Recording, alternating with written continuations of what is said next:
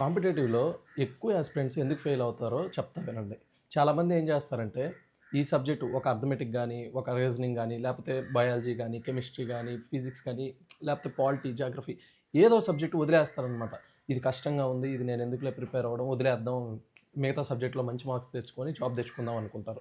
కానీ ఫైనల్‌గా ఎగ్జామ్ అనేది ఎలా ఉంటదంటే, నువ్వు ఏ సబ్జెక్ట్ అయితే వదిలేసావో అదొకవేళ ఈజీగా రావచ్చు ఆ రోజు. కాబట్టి నువ్వు ఆ రోజు స్కోర్ చేయలేవు. ఇప్పుడు కాంపిటేటివ్‌లో ఎగ్జామ్‌లో జాబ్ మిస్ అయ్యేదంతా 1 ఆర్ 2 మార్క్స్ మహా అయితే 0.5 మార్క్స్, 3, 4 మార్క్స్ ఇలానే డిఫరెన్స్ ఉంటది. కాంపిటేటివ్ యాస్పిరెంట్స్ ఏం చేయాలంటే, ప్రతి సబ్జెక్ట్‌లో నీకు జనరల్ ఐడియా ఉండాలి.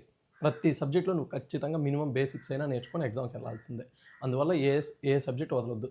ఇంకొంతమంది మిస్టేక్ చేసేదేందంటే, మనం ఎగ్జామ్ అనేది ఎగ్జామ్ వరకే ఆలోచించండి. పీహెచ్‌డీ చేసినట్టు పాలిటీయే పట్టుకుంటే పాలిటీయే చదువుతా ఉంటారు. అర్థమెటిక్ పట్టుకుంటే అర్థమెటికే చేస్తా ఉంటారు. రోజుకి 8 గంటలు చదివితే 6 గంటలు అర్థమెటిక్ చేస్తారు. కాబట్టి ఇది మిస్టేకే. కాకపోతే మీలో ఏందంటే, కాంపిటేటివ్ ఎగ్జామ్‌కి ఎంత అవసరం అంతవరకే చదువుకుంటా సిలబస్‌ని కంప్లీట్ చేసుకోవాలి. ప్రతి సబ్జెక్ట్ మీద మీ అందరికి ఐడియా ఉండాలి. మీరు ఏం మిస్టేక్స్ చేసి జాబ్ కోల్పోయారో కామెంట్స్ చేయండి.